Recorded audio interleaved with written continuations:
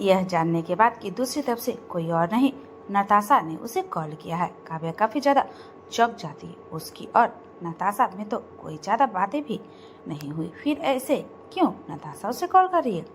क्या ऐसा है कि वो उसके बारे में जान चुकी है? यह सोचते हुए काव्या काफी डर जाती है। वही दूसरी तरफ से काव्या को कुछ न बोलता सुन नताशा वापस से बोलते, हेलो मिस काव्या, आप लाइन पे हैं? ओ सॉरी मैम, पर आपने मुझे इस वक्त कॉल क्यों किया?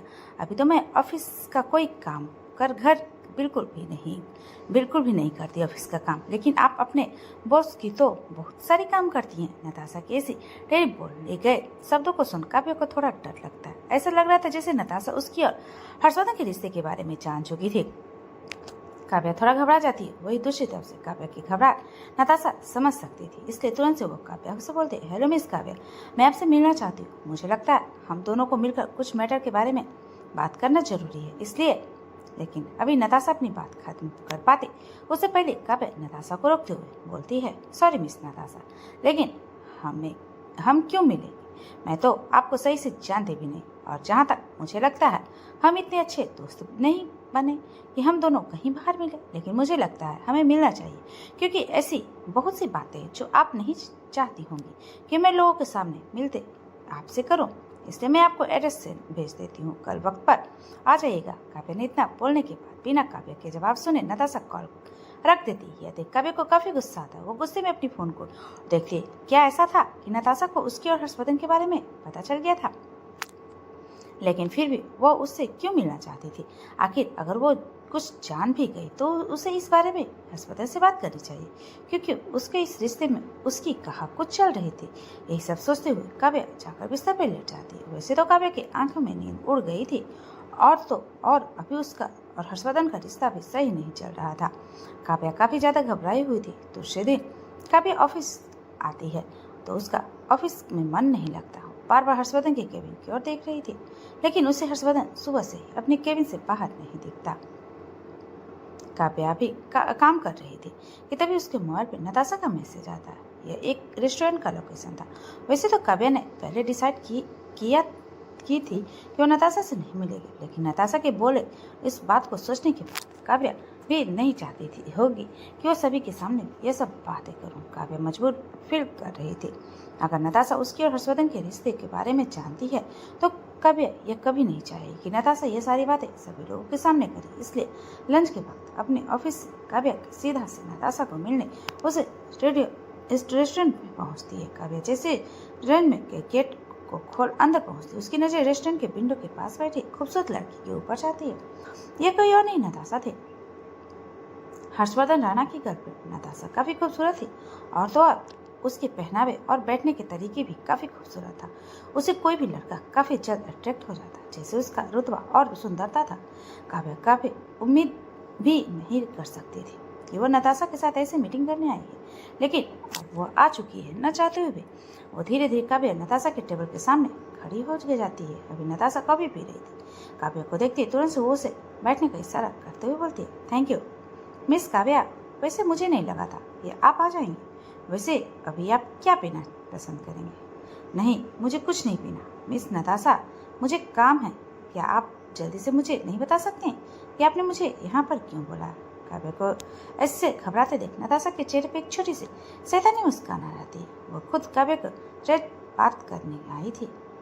उसको भी नहीं पसंद था कि वो काव्या के साथ ऐसे टाइम वेस्ट करे, इसलिए नताशा काव्या को मुस्कुराते हुए बोलते, वैसे मिस काव्या, मुझे भी पसंद नहीं है कि मैं अपना टाइम वेस्ट करूं। तो अच्छा, अब आप चाहती हैं तो मैं सीधा ही बात नहीं आज सीधे पॉइंट पे आती हूँ। मिस काव्या, मुझे पता है आपकी और हर्षवर्धन के बीच का रिश्ता इतना सिंगल नहीं जितना आप दिखाने की कोशिश करते, पर क्या आप जानती हैं मैं हर्षवर्धन राणा की कौन हूँ? मैं उसकी गर्लफ्रेंड और तो और उसकी मंगेतर भी हूँ। नताशा की यह बात सुन काव्या की सांसें रुक जाती। वो नहीं चाहती थी नताशा उसकी और हर्षवर्धन के रिश्ते के बारे में जाने, लेकिन अब उसके बारे में सोचने से कोई फायदा नहीं था। नताशा जान चुकी थी, अब उसे बस हिम्मत बताए नहीं रखना होगा। वो खुद को ऐसे नताशा के सामने एक्सपोज नहीं होने दे सकती थी। इसलिए कभी अपने चेहरे पे झूठी मुस्कान दिखाते हुए नताशा से बोलते, सॉरी, पर मुझे नहीं लगता आपको ये बात मुझे बताने की जरूरत है। अगर आप रेस्टोरेंट की गर्लफ्रेंड है या वाइफ, मुझे उससे क्या? काव्या की बात सुन नताशा अजीब तरह से हंसने लगती है। वो ऐसा दिखा रही थी कि वो काफ़ी कूल है। उसे कोई ज़्यादा फर्क नहीं पड़ रहा है, लेकिन काव्या की उसकी बातों और घबराहट को महसूस कर सकती थी। नताशा हंसते हुए अचानक से रुक काव्या से बोलती, मिस काव्या, अगर आपको लगता है आपकी और हर्षवर्धन के बीच के रिश्ते को मैं नहीं समझ पा रही, तो यह आपकी सबसे बड़ी भूल है। मिस नताशा, मैं नहीं जानती आप किस बारे में बात कर रही हैं, लेकिन मेरे प्रेसिडेंट के बीच में ऐसा कोई रिश्ता नहीं है। मुझे लगता है आप ज़्यादा सोच रही हैं। जहाँ एक तरफ नताशा चाहती थी काव्या खुद वो सब कुछ एक्सेप्ट कर ले, वही अपनी और हर्षवर्धन के रिश्ते के बारे में, तो वहीं दूसरी तरफ काव्या भी यह ठान कर बैठी हुई थी कि वो इतनी जल्दी तो अपने रिश्ते के बारे में किसी को कुछ नहीं बोलेगी। अब जबकि नताशा ने उसके ऊपर शक हो गया था, तो उसे ही सारी बातें पता कर इस बारे में सोचते काव्या कुछ नहीं बोलती। काव्या को ऐसे न बोलते थे नताशा को काफी गुस्सा आ रहा था, पर फिर भी वो खुद को गुस्से को कंट्रोल कर काव्या से बोलती, मिस काव्या, मानना पड़ेगा आप काफी शातिर हैं। आप अपनी गलती इतना जल्दी और आसानी से एक्सेप्ट नहीं करेंगे। नताशा की बात सुन अब काव्या को काफी ज्यादा इरिटेट हो गई थी। वो जानती थी उसके सामने बैठी ये लड़की क्या साबित करना चाहती है, लेकिन वो भी इतनी जल्दी खुद के बारे में नताशा को नहीं बता सकती थी।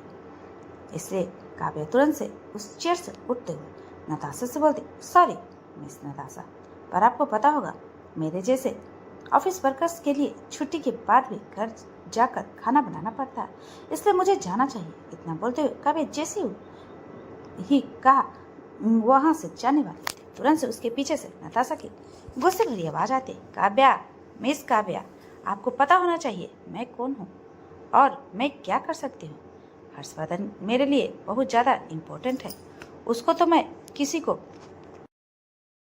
और औरत के साथ तो सपने में भी नहीं देख सकती, इसलिए मुझे उम्मीद है अगली बार से आप उससे डिस्टेंस मेंटेन रखेंगे, वरना फिर आपके साथ जो होगा उसके लिए आप खुद जिम्मेदार होंगी। काव्या पहले तो नताशा की यह धमकी सुन कुछ सेकंड के लिए डर जाती है। उसे नताशा के बारे में थोड़ा बहुत पता था, और जो लड़की हर्षवर्धन के नाम से जुड़ी हुई वो इतनी आसानी से शांत तो होगी भी नहीं जैसे वो चाहती ना हो, पर फिर भी उसे ऐसे खुद को सामने से धमकी देते थे और तो और यह बोलते थे कि वो हर्षवर्धन के लिए कितनी पॉजिटिव है। काव्या को भी खुद को इमोशनल वो कंट्रोल नहीं कर पाती। हर्षवर्धन के लिए वो भी पॉजिटिव थी, और अगर हर्षवर्धन उसका साथ देता तो शायद से वो भी अभी सबके लड़ने के लिए तैयार भी होती, लेकिन अभी भी वो हार नहीं मानेगी। इसलिए काव्या भी खुद को शांत करते हुए अपने चेहरे पे एक छोटी सी मुस्कान दिखाते हुए हर्षवर्धन नताशा से बोलती है, तो मिस नताशा डायरेक्टली मुझे धमकी भी देना शुरू कर रही हैं, पर मुझे लगता है आपको इस बारे में अपने बॉयफ्रेंड कम और मंगेतर ज्यादा मिस्टर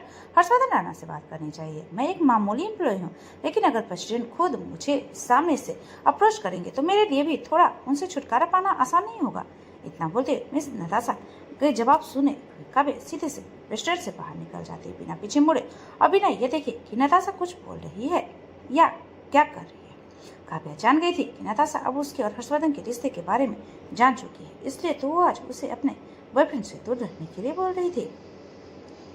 लेकिन इसमें काव्या की कोई गलती नहीं थी, वो हर्षवर्धन था जो उसके चिपकना था। अगर नताशा को इतना ही हर्षवर्धन पर काबू था तो वो सीधा से हर्षवर्धन से बोले, उसे रोके, वो भला उसे यह बोलकर क्या कर लेगी। वैसे भी काव्या जानती थी वो कितनी भी कोशिश कर ले, हर्षवर्धन और इस रिश्ते से वो दूर तक नहीं जाने वाली, जब तक कि हर्षवर्धन डिसाइड न करे। नताशा से लड़ने के बाद काव्या ऑफिस वापस नहीं जाती, उसका मूड पूरी तरह से खराब हो गया। आजकल काव्या के साथ सिर्फ गलत ही हो रहा था, हर्षवर्धन के साथ झगड़ा।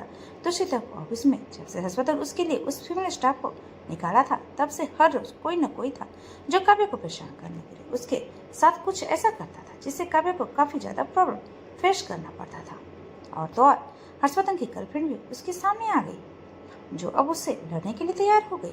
लेकिन काव्या ने जानबूझकर नताशा को यह बात भी डायरेक्टली बोल दी थी कि उससे जो कुछ भी बोलना था वो सीधे से जाकर हर्षवर्धन से बोले, क्योंकि यह काव्या बहुत अच्छे से जानती थी अगर वो हर्षवर्धन से दूर भी जाएगी तो हर्षवर्धन काव्या को तब तक नहीं जाने देगा जब तक वो खुद का मन नहीं होता।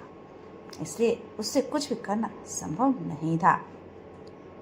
और नताशा कि अगर इतना ही बस चलता है तो वो उससे खुद ही रोक दे। यही सब सोचे काव्या हर्षवर्धन के घर से थोड़ी दूर वाले पार्क में बैठी हुई थी। काव्या को वहाँ बैठे हुए 1 से 1.5 घंटा हो गया था। तभी काव्या का फोन बजता। यह फोन किसी और का नहीं, कार्तिक का था। फोन की स्क्रीन पे कार्तिक के नंबर को देखते काव्या फोन कट कर देती। वह भी कार्तिक से कोई बात नहीं करना चाहती थी। उसे पता था कार्तिक कितना फालतू बातें किया करता था, या फिर वह फिर से उससे मिलने के लिए जिद करेगा।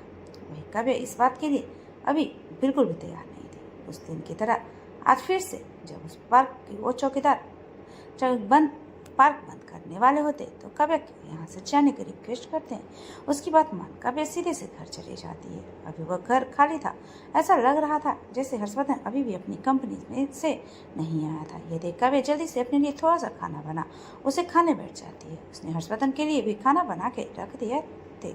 खाने के बाद काव्य अपने बिस्तर पर लेटी हुई थी कि तभी उसे बाहर से कार की आवाज़ आती है। काव्य को यह समझने देर नहीं लगता कि हर्षवर्धन आ गया है। वो हर्षवर्धन से कोई बात नहीं करना चाहती थी, इसलिए वो अपनी आंखें बंद कर लेती है। वहीं दूसरी तरफ हर्षवर्धन जैसे ही घर के अंदर आता है तो डाइनिंग टेबल पर रखे खाने को देख काव्य को चारों तरफ ढूंढता, लेकिन उसे काव्य कहीं भी नहीं दिखती। यह देख हर्षवर्धन सीधा से अपने कमरे में जाता है तो अभी काव्य बिस्तर पर लेटी हुई दिखती है। काव्य को ऐसे लेटे देख हर्षवर्धन उसके पास बैठ उसे उठाने की कोशिश करता है तो काव्य ज़्यादा नाटक न करते हुए सीधे से हर्षवर्धन से बोल देती है, मेरी तबीयत खराब है, पर मिस्टर प्रेसिडेंट मैंने आपके लिए डिनर बना दिया है, आप जाकर खा सकते हैं। तुम्हारी तबीयत खराब है, तुम्हें क्या हुआ जो तुम ऐसी लेटी हो। हर्षवर्धन ये बोल ही रहा था कि तभी काव्य खांसने लगती है। पार्क में इतनी देर बैठने की वजह से काव्य को ठंड लग गया था। इस वजह से उसको सर्दी जुकाम हो गया था, इसलिए वो तुरंत से वहाँ से डिनर बनाने के बाद अपने बिस्तर पर लेटी हुई थी।